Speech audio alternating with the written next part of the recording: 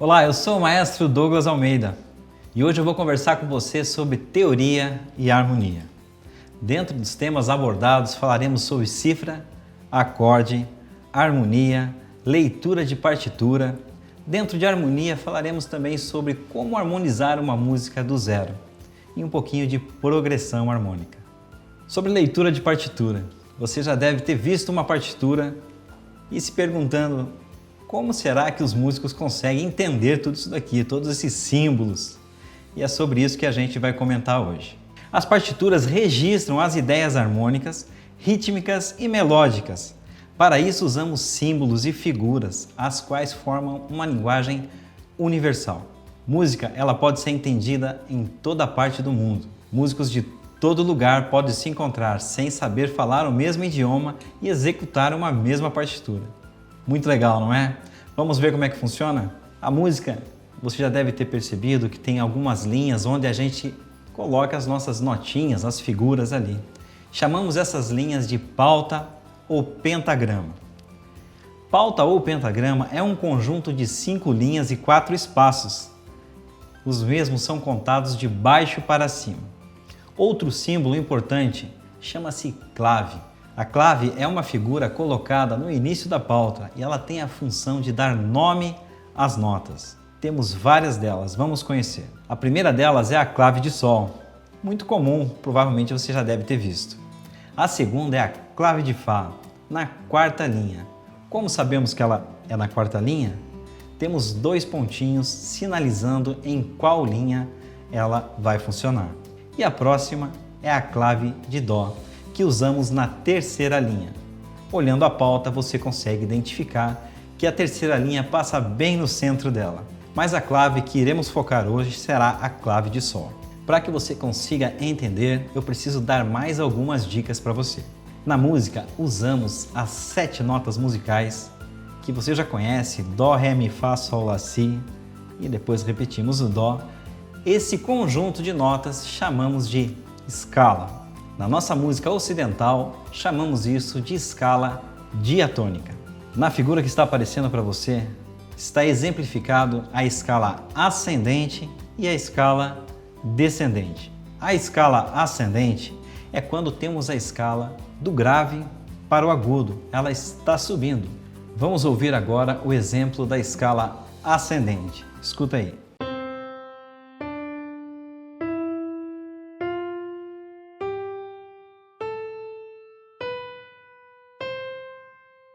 Ok, você percebeu que essa escala ela saiu de uma nota grave até a mais aguda, então ela está subindo. Esta escala chamamos de escala ascendente. Agora vamos ouvir o exemplo da escala descendente. Escuta aí.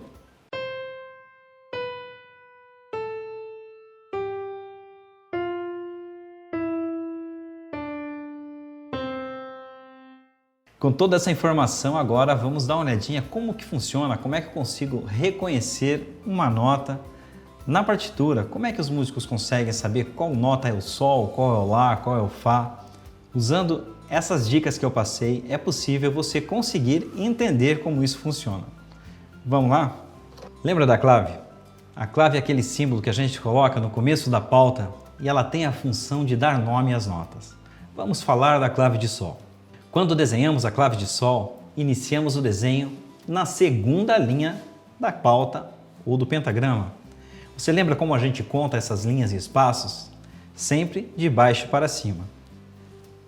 Linha 1, linha 2. Vou começar a desenhar na segunda linha. Muito bem, uma regrinha básica diz assim, que aonde começa a clave, a nota que cai na mesma linha ganha o nome da clave. Então a clave de Sol ela começa na segunda linha. Se eu colocar uma notinha na segunda linha, ela ganha o nome da clave. Então aqui já ficou fácil. O nome dessa nota é Sol. Por que a nota Sol? Porque ela está desenhada na segunda linha do pentagrama, onde começa a ser desenhada a clave de Sol. Muito bem, aqui eu já tenho uma referência. Aqui eu tenho um ponto de partida, um norte. A partir dessa nota, eu consigo achar qualquer outra nota usando a escala ascendente ou descendente. Se eu subir, lembra do nosso exemplo? Que a escala saía do grave para o agudo? Se eu estiver subindo, eu vou usar a minha escala ascendente, que fica na seguinte ordem: Dó, Ré, Mi, Fá, Sol, Lá, Si, Dó. Se eu escrever notas abaixo, eu vou usar a escala descendente: Dó, Si, Lá, Sol, Fá, Mi, Ré e Dó. Para eu achar uma outra nota dentro do pentagrama, eu preciso contar linhas e espaço. Eu não posso deixar de contar nenhuma linha e nenhum espaço, eu preciso contar todas. No exemplo anterior, você viu que estavam numeradas as linhas e numerados os espaços, tanto as linhas como os espaços, de baixo para cima. Então, se eu pegar na minha escala diatônica, a escala de Dó maior, a primeira nota acima do Sol seria o Lá. Sol está escrito onde? Na linha. Então, consequentemente, a próxima nota teria que estar no espaço. Então, eu desenho ela no espaço. Então, aqui eu tenho a nota Lá e assim por diante. Se a nota Lá está no espaço, a próxima precisa estar na linha. Quem é a nota depois do Lá? Vou contar. Dó, Ré, Mi, Fá, Sol, Lá, Si. Então, essa nota Si. Seguindo, a próxima nota estaria onde? No espaço, porque o Si está na linha. Próxima nota acima do Si é o Dó. E assim por diante. Então, usando a clave e a escala ascendente e descendente, eu consigo reconhecer qualquer nota dentro da pauta. Eu vou colocar uma nota fora da sequência e a gente vai descobrir juntos o nome dessa nota. Olha lá. Então, essa nota ela encontra-se onde? Na quinta linha. Então, eu já sei que na minha segunda linha eu sempre tenho o Sol. Lembra da clave de Sol? Então, eu vou sair da segunda linha contando espaços e linhas. Sol na linha, Lá no espaço, Si na linha, Dó no espaço, Ré na linha, Mi no espaço. Essa nota é o Fá. Então, dessa forma, conseguimos identificar todas as notas dentro da pauta. Quando falamos de música, estamos falando de melodia, harmonia e ritmo. Música ela é feita desses três elementos. Para que a gente possa seguir com o nosso conteúdo, precisamos aprender que dentro de música temos 4 propriedades. São elas a altura, a duração, a intensidade e o timbre. Começando com a altura. A altura é a propriedade do som da nota ser mais grave ou ser mais aguda. É aquilo que acabamos de falar. A altura, né? Se ela é mais grave ou ela é mais aguda. Então, o Fá agudo, ele está mais para cima do que o Sol, ele está longe, ele está distante. Então, eu consigo medir a altura. Essa é a propriedade do som que eu consigo identificar se uma nota em relação a outra ela está mais aguda ou mais grave. Essa propriedade chama-se altura. A segunda propriedade é a duração. A duração é a propriedade da música que consegue nos ajudar a identificar se um som ele é mais curto ou ele é mais longo. Um exemplo, se eu falar tá, um som curto, tá, um som longo, e a gente consegue identificar através dessa propriedade. Um pouquinho mais à frente a gente vai ver mais na prática, quando a gente falar um pouquinho de figuras, a gente vai conseguir exemplificar e você vai conseguir entender com mais clareza essa propriedade chamada duração. A outra propriedade chama-se intensidade. A intensidade é a propriedade do som de ser mais forte ou fraco. Quando eu posso falar mais baixinho ou eu posso falar mais alto, eu estou usando a intensidade, né? Intensidade, ele tem a ver com o volume, né? Forte ou fraco. E a outra propriedade é o timbre. O timbre é aquela que dá origem ao som. Quando a sua mãe te liga, ou alguém muito próximo, e você atende o telefone, antes da pessoa falar o nome, você já sabe quem é. Por quê? Porque você reconhece o timbre daquela voz. Se você escutar um instrumento, um piano tocando, você vai falar, isso é um piano, não é um violão, porque você conhece o timbre, quer dizer, a origem do som, da onde está vindo, quem está produzindo este som. Isso chamamos de timbre. Agora vamos falar das figuras musicais. Essas figuras nos ajudam a montar o ritmo da música, onde a gente consegue identificar se essa nota é mais longa, mais curta, conforme o andamento, a velocidade que essa música está sendo tocada. Vamos dar uma olhadinha nas figuras que existem. Para cada figura existe uma pausa. Quando falamos de figura, estamos falando de som. Quando falamos de pausa, estamos falando de silêncio. Notem nessa tabela que a gente tem várias figuras e cada uma delas tem um nome. A primeira é a semibreve. A semibreve é a primeira figura que aparece e ela vale 4 tempos. A segunda é a mínima e ela vale 2 tempos. A terceira é a semínima e ela vale 1 tempo. Eu vou parar por aí, porque senão vai começar a dar uma confusão na nossa cabeça. Vamos focar nessas 3 primeiras figuras. Quando a gente fala de tempo, a gente fala de uma pulsação ou uma batida. Quando eu tenho essa primeira figura, a semibreve, vou desenhá-la aqui. É apenas uma bolinha. E eu sei que ela vale na música 4 tempos. Você já cantou uma música batendo palma? Assim, ó, por exemplo. Parabéns pra você. Eu determinei qual é a velocidade dessa música, qual é o tempo que eu estou tocando. Se eu tenho uma semibreve, dentro da música, o som deve ser segurado durante 4 batidas. Um exemplo. Tá. São 4 tempos. É isso que ela fala para mim. Agora, se ela estiver inserida aqui, eu sei que eu vou tocar, por exemplo, aqui, o sol. Eu sei que esse sol eu preciso executar ele cantando ou tocando um instrumento, segurando 4 tempos. Da mesma forma, acontecem, olhem na tabela, com a mínima. A mínima é a figurinha que ela tem a bolinha e uma haste.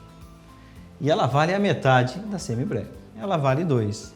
E executamos da mesma forma. Ao invés de segurar 4 tempos, seguramos apenas 2. A próxima figura é a semínima. Ela também tem a cabecinha pintadinha, tem uma haste e ela vale 1 tempo. Cada batida, uma nota. Toda figura, ela é composta de 3 partes. Então a gente tem aqui cabeça da nota. A gente tem aqui a haste. E aqui a gente tem o colchete, né? Então essa cabecinha ela pode ser pintada ou não, que é o caso da nossa semínima. Ou ela pode ser aberta como a semibreve e a semínima. Todas elas têm uma haste e algumas podem ter o colchete. Mas isso fica para uma próxima aula, um pouquinho mais para frente. Muito bem, já vimos como é que funciona a clave, como é que funcionam as figuras dentro da pauta e também aprendemos que cada uma delas tem um valor, ela determina o tamanho do som. E ela é responsável para formar o ritmo, né? Dentro da música temos o compasso. Essas figuras, elas são distribuídas dentro da música de uma forma organizada, que a gente separa por compassos. O que é um compasso? É uma barra colocada de forma organizada ao longo da partitura, obedecendo a fórmula de compasso. Vou explicar para vocês o que é fórmula de compasso de uma forma muito rápida, sem me aprofundar. No começo da partitura,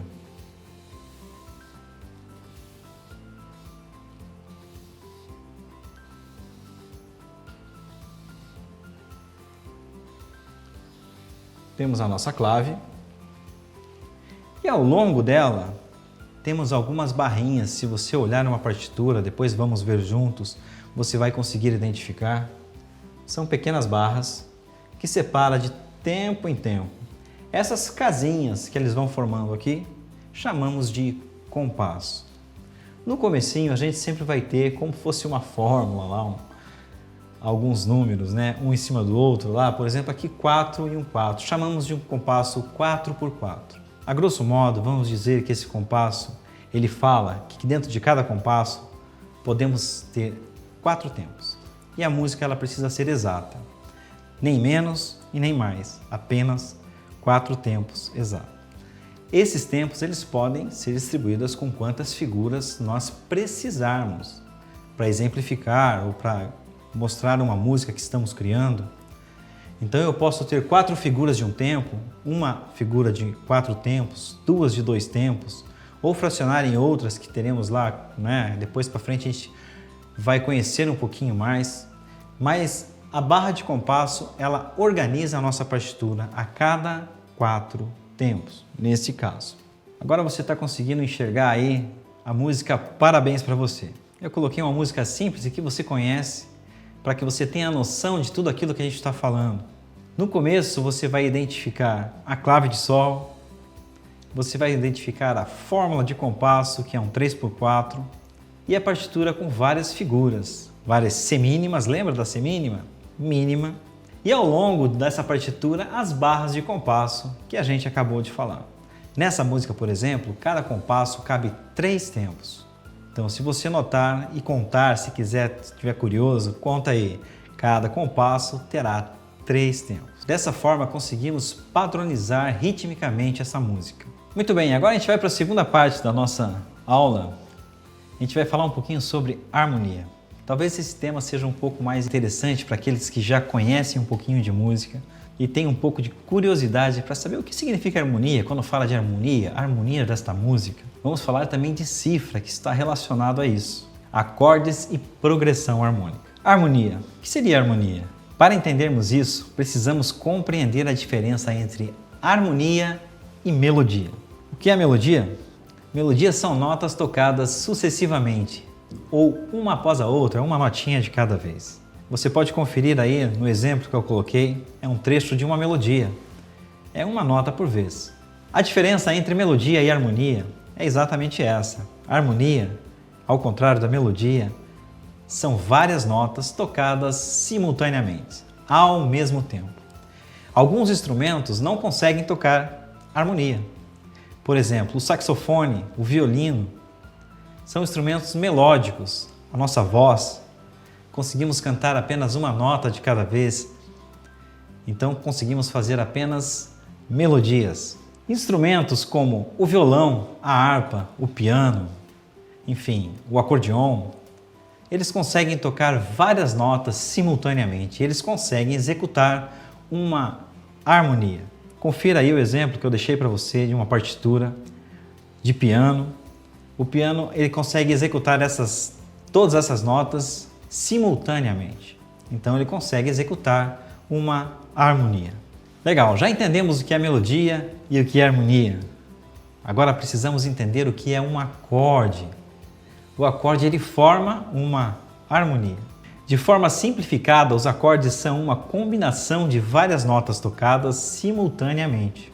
Estas notas, no entanto, não são tocadas aleatoriamente. Existe uma lógica para que possam formar uma harmonia. A estrutura mais básica de um acorde é chamado de tríade.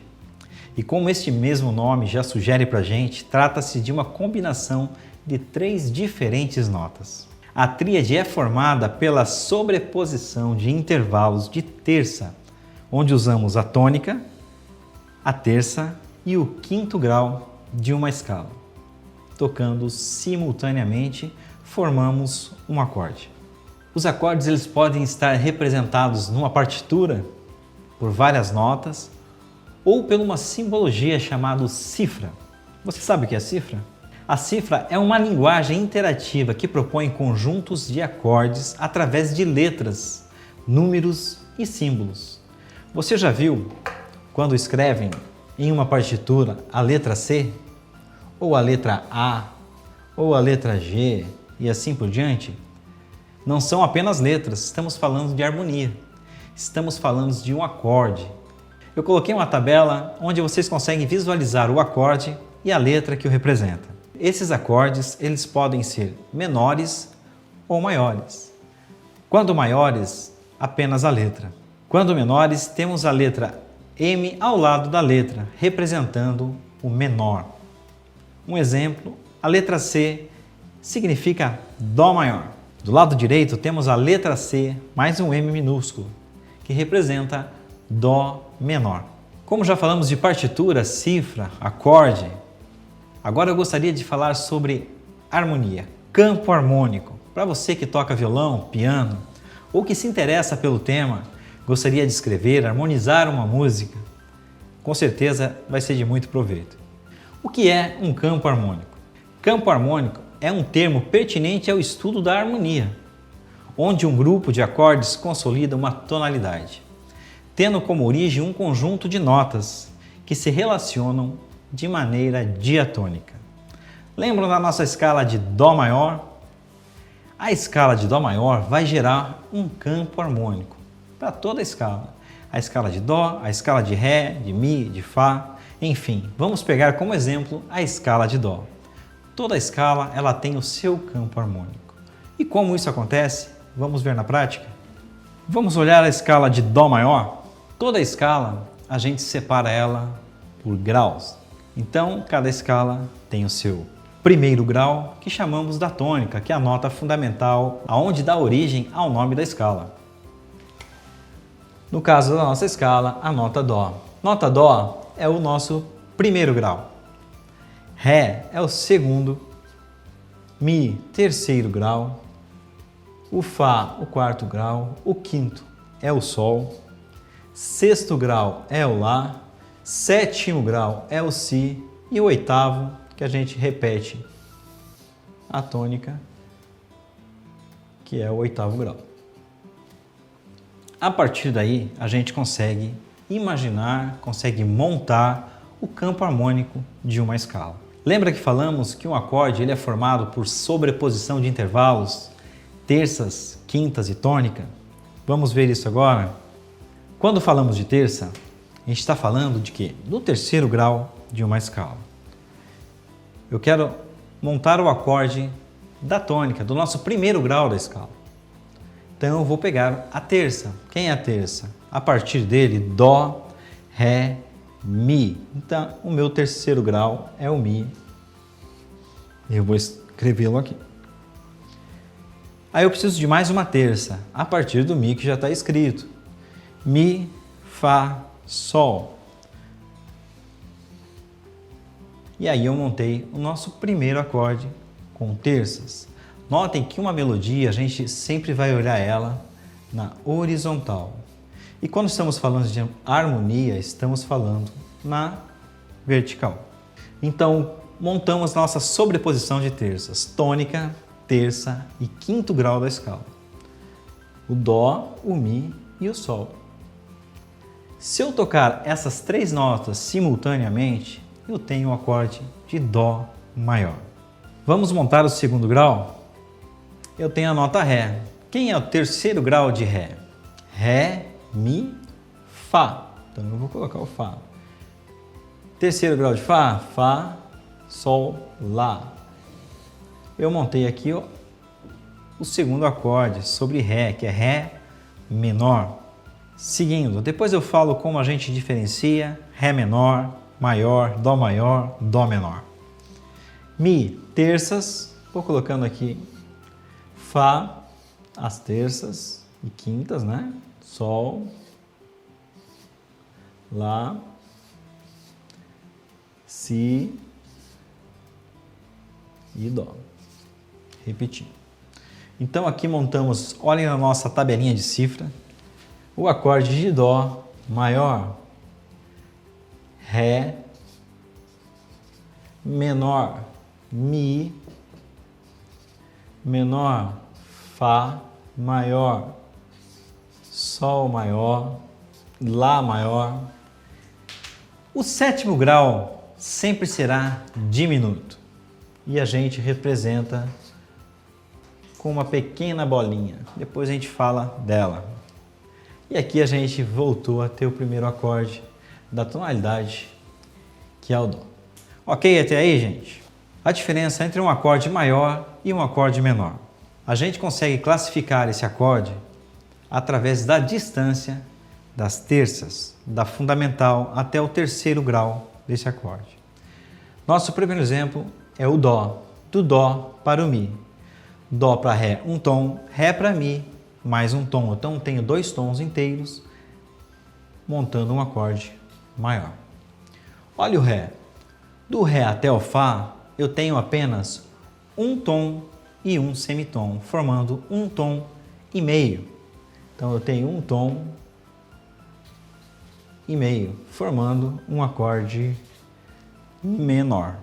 Essa é a diferença entre um acorde maior e um acorde menor. É a distância entre a fundamental do acorde e a sua terça. Quando eu tenho dois tons, eu tenho um acorde maior. Quando eu tenho um tom e um semitom, eu tenho um acorde menor. Para você que gostaria de aprender a harmonizar uma música, eu trouxe uma música que todos conhecem, chamada Marcha Soldado. Vamos ver como é que funciona? Eu vou dar aqui dicas de como pensar e de como fazer uma progressão harmônica desde o zero. Vamos começar então harmonizando essa música, Marcha Soldado? Olha como é interessante. Se a gente pensar em quintas, provavelmente vamos começar acertando, obviamente se a melodia permitir. No caso de Marcha Soldado, isso vai dar certo. Vamos ver como é que funciona? O primeiro acorde que eu tenho é Dó maior, que é a tonalidade. Eu vou pensar na quinta desse acorde. Quem é a quinta? É o Sol. Então, quando a melodia pedir uma mudança, eu vou colocar o Sol maior. Vamos escutar como é que fica? Marcha, soldado, cabeça de papel. Quem não marcha direito vai preso no quartel. Então, já conseguimos harmonizar essa música. Com esses dois acordes simples, já conseguimos tocar e cantar. Então já posso pegar o meu violão, sentar no piano e cantarolar essa música. Agora vamos tentar enriquecer um pouquinho mais. Lembra da dica? Vamos pensar nas dominantes de cada acorde, que são as quintas. A primeira mudança que eu fiz foi Sol maior. Vamos pensar no quinto grau de Sol maior. Quem seria? Seria o Ré. No caso de Dó maior, o Ré seria Ré menor. Então, antes do Sol, eu posso adicionar um Ré. Vamos ver como é que fica? Marcha, soldado, cabeça de papel. Quem não marcha direito vai preso no quartel. Já ficou mais interessante, não é? Já criamos um movimento, né? Já temos uma cor diferente na nossa música. Agora vamos pensar na dominante de Ré. Quem seria a dominante de Ré menor? Seria Lá. No caso de um acorde menor, essa dominante ela precisa ser maior. Seria Lá maior. Aí estamos usando um empréstimo modal de uma outra tonalidade. Mas vai ficar show de bola. Vamos conferir? Marcha, soldado, cabeça de papel. Quem não marcha direito vai preso no quartel. Gostou? Vamos fazer uma coisa agora? Vamos criar só um movimento harmônico, sem adicionar um acorde diferente? Vamos usar novamente a dominante de Ré menor. A gente vai colocar depois do Ré menor. Notem na partitura que a gente tem o Dó, temos o Lá7, o Ré menor, e o Ré menor ele fica muito tempo parado até que aconteça o Sol maior novamente. Então vamos achar um momento que a gente consiga colocar o Lá e voltar para o Ré antes do Sol. Escuta aí. Marcha, soldado, cabeça de papel. Quem não marcha direito vai preso no quartel.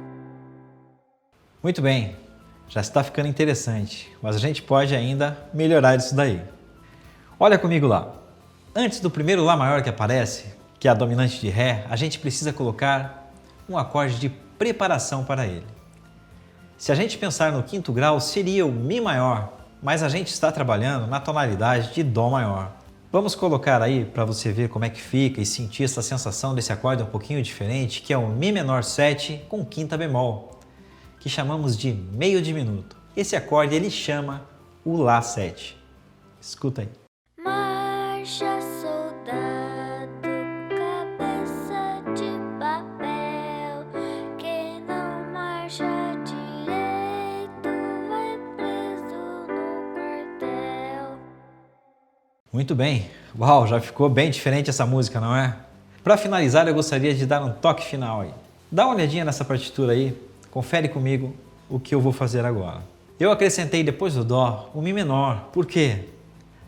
A melodia sugere, porque eu tenho a terça e a quinta de Mi menor. Mi menor preparando para Lá menor.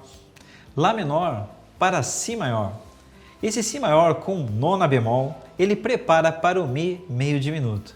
A nona bemol, porque a nossa melodia é o Dó e a nona bemol é o Dó do Si com sétima aí. O restante é aquela brincadeira com as quintas, as dominantes de cada acorde. Espero que você tenha gostado e que tenha tirado proveito dessa aula. Escuta comigo aí. Marcha, soldado, cabeça de papel. Quem não marcha direito vai preso no quartel. Falando agora um pouquinho de prática de banda, eu gostaria de passar umas dicas para você que está começando agora. De como ensaiar, de como pensar, de alguns pontos que eu acho importantíssimo. Confere aí. A primeira delas é a afinação. O que é afinação quando a gente fala está desafinado ou está afinado? Afinamos o instrumento em Lá maior, geralmente, porque foi convencionado que o Lá ele é a frequência de 440 Hz. Isso na música popular, na música cenográfica popular aí, o 440 é a nossa frequência que rege tudo isso. Então, quando a gente fala de afinação, a gente fala de comparação de um som para o outro, enfim, de um instrumento tocando para o outro. E eu trouxe aqui um exemplo, mas antes eu gostaria que você olhasse esse desenho que está na sua tela, que é de uma wave. A wave é essa curvinha que aparece quando a gente grava, quando a gente vai no estúdio, a gente grava, aparece essa wave. E se você esticar essa wave, ela vai aparecer esse único risquinho, que é a frequência de 440 Hz. Então, quando eu estou tocando uma mesma nota com outro instrumento, e a minha nota está numa frequência diferente, causa estranheza, incomoda os nossos ouvidos. Escuta aí esse áudio que eu coloquei com afinação um pouquinho diferente entre uma nota e outra.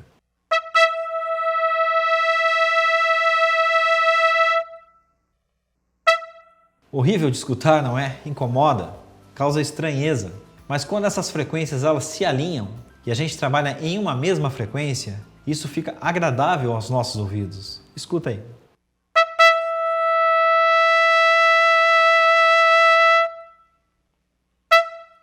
Muito bem, e para a gente encerrar, vou dar 6 dicas essenciais para quem está começando aí com a banda, o que é ensaiar e como pensar, né?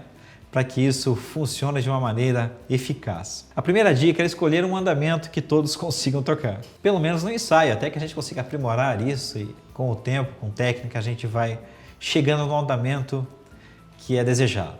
A segunda dica é ritmicamente. Vamos pensar o contrabaixo. O contrabaixo é a nossa parte grave da banda e ele precisa trabalhar juntamente com o bumbo da bateria. Se eu consigo pensar esses dois juntos, eu já tenho uma grande diferença na minha banda. Eu já tenho sonoramente algo organizado. Lembre, o baixista ele precisa ouvir o bumbo da bateria. Ele pode criar dentro de uma lógica que está sendo executada ali pelo baterista. Tecladista. Quando temos na nossa banda um contrabaixo tocando, é muito comum a gente abrir a nossa mão e tocar os graves e os acordes cheios. A minha dica é que você pense no médio agudo do seu instrumento, evitando as suas notas graves, para que ela não fique chocando com as notas do contrabaixo.